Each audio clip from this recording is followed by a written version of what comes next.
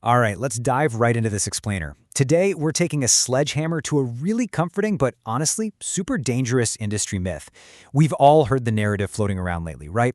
That AI means the old rules of software engineering just no longer apply. People are out there saying specifications are the new source code, AI is just some magic compiler, and hey, if the program runs, who even cares what the code looks like underneath? Well, today we're going to tear that narrative completely apart. We're looking at what it actually takes to build reliable, rock-solid software with AI. So let's establish something right out of the gate. Software fundamentals, they actually matter way more now than they ever did before. There's this brilliant quote from Matt Pocock I want you to look at. He says, "Bad code is the most expensive it has ever been." And, why is that?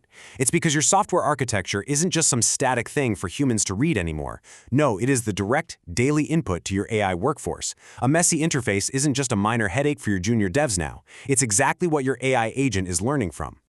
So, here's our roadmap for this explainer. First, we'll hit the AI coding myth. Then, vibe versus agentic coding. Third, agent constraints. Fourth, we'll walk through the 7-stage pipeline. Fifth is deep AI architecture. And finally, number 6, the strategic programmer. All right, let's jump straight into Section 1, the AI coding myth, and why fundamentals matter more than ever. The absolute crucial mechanical reality we're dealing with is this.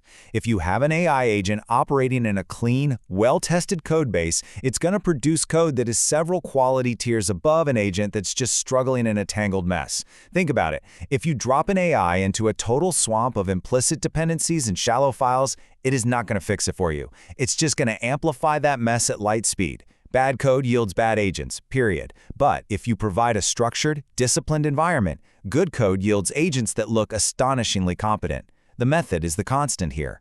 Moving right along to Section 2, Vibe Coding versus Agentic Engineering, or as I like to think of it, raising floors versus preserving ceilings. Now, it's really helpful to look at this as a spectrum. On one side, we have what people are calling vibe coding. Now, vibe coding is absolutely fantastic for weekend side projects, right? Because it drastically raises the floor for beginners. You basically just let the agent write the code, you accept the output without even reading the diff, and hey, if the app runs, you're happy. But on the totally opposite side of that spectrum is agentic engineering. This is the strict, unapologetic discipline required to preserve the ceiling of professional, production-ready software. The stakes are way higher here. Human review of the code diff, mandatory. Test-driven development, absolutely non-negotiable. And you, the engineer, have to maintain total control over the architecture. Which brings us to Section 3, the 3 constraints of coding agents, and how we actually navigate these model limitations. So the very first constraint you've got to understand is the attention budget. Because LLMs have a finite attention span, you literally must size every single unit of work to fit inside what we call the smart zone. Early in a session, the agent is super sharp, its recall is flawless. But as that context window starts filling up, the signal gets heavily diluted. The agent essentially drifts into the dumb zone. Suddenly, you'll see it inventing variables that don't even exist, or completely contradicting its own logic. You cannot just stubbornly push through this. You have to scope the work tightly, and honestly, the second things get weird, just start a brand new session. Constraint number 2 is what we call the Memento Problem. You really have to treat your AI agent exactly like the protagonist from the movie Memento. These models are completely stateless and entirely forgetful across sessions. You simply can't rely on some long, sprawling chat history to maintain continuity. It just won't work. To get the agent back to a known good state, you have to clear its memory frequently. You have to rely on durable written artifacts, think product requirement documents, to act as the tattoos, so to speak, that tell the agent exactly what it's actually supposed to be doing today. And the third constraint is jagged intelligence. You see, large language models have these incredibly sharp peaks in verifiable tasks, things like math or writing a nicely isolated function. But they have these deep, perilous valleys when it comes to just basic common sense planning. So, to keep the agent operating safely up on those intelligence peaks, you have to provide verifiable feedback loops. We're talking strict static types, automated linting, rigorous test suites. Without these specific guardrails constantly bouncing signals back to the AI, the agent is basically flying blind, and for sure it's going to plummet straight into one of those valleys.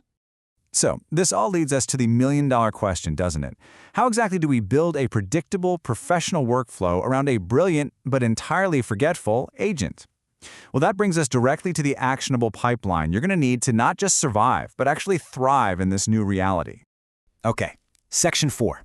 Let's look at the 7-stage pipeline. taking us all the way from idea to QA. This pipeline entirely relies on composable, reusable instructions that we call skills. These skills mediate every single handoff so you never, ever lose your initial design concept. Just take a look at this flow.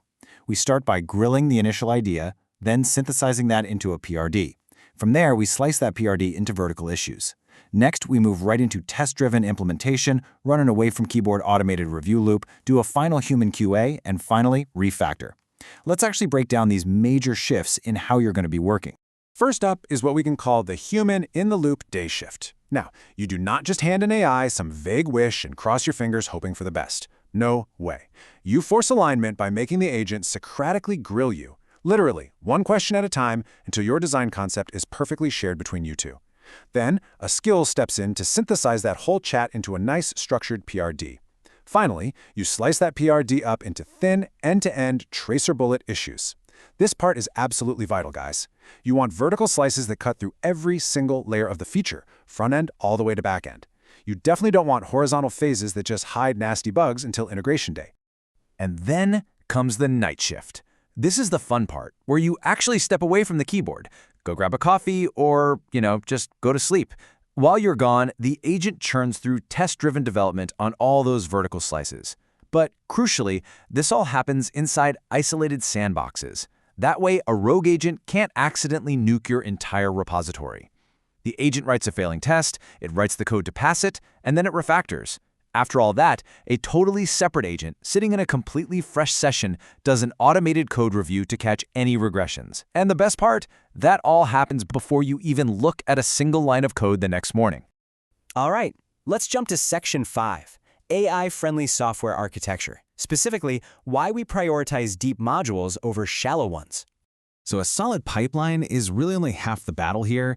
If you leave them to their own devices, AI agents will naturally produce these totally chaotic, shallow modules. Just imagine hundreds of tiny files exposing tiny functions with implicit dependencies threaded everywhere like this massive tangled spider web. I'm telling you, it is an absolute nightmare to test and review. So instead, you have to actively design deep modules. Kind of think of them like a treasure chest. The complex, heavy implementations, those are safely hidden away inside, and they're only accessible through a tiny, easily testable public lock. That's your interface. This way, the public surface area barely even moves, even while the AI is in there building out some massive internal behavior. So you might be wondering, how do you actually prevent cognitive burnout when you're reviewing all this AI-generated code day in and day out? Well, you adopt what's called the gray box principle. Basically, you, the human, hold the architectural map of the interfaces. Meanwhile, the agent is the one laying the bricks inside them. You're the one designing the public contract, figuring out the naming conventions, and setting the core invariants with your full, undivided attention. But the internal, messy, hidden implementations, you just delegate those entirely to the agent. Which brings us to our final section. Number 6, the strategic programmer, the hero and the sidekick. This brings us perfectly to your brand new, elevated role in this whole Software 3.0 era. From now on, you've got to view the AI agent as your brilliant tactical sergeant. It is completely relentless. It can take any well-specified hill you point it at, in literally any framework, at 3 a.m. But here's the catch. The AI cannot decide which hill to take. That is entirely your job. You have to step up and act as the strategic programmer. You're the one who actually understands the business domain. You hold the map, and you are the one dictating exactly what gets built. There's this fantastic quote from Andrej Karpathy that sums this up perfectly. He said, "You can outsource your thinking, but you can't outsource your understanding." And he hit the nail right on the head. The AI agent can totally do the heavy typing, it can generate endless boilerplate, and it can even draft incredibly complex solutions for you on the fly. But actually understanding the system's true purpose, knowing the real human users who rely on it, owning its ultimate constraints, yeah, that remains entirely 100% your responsibility.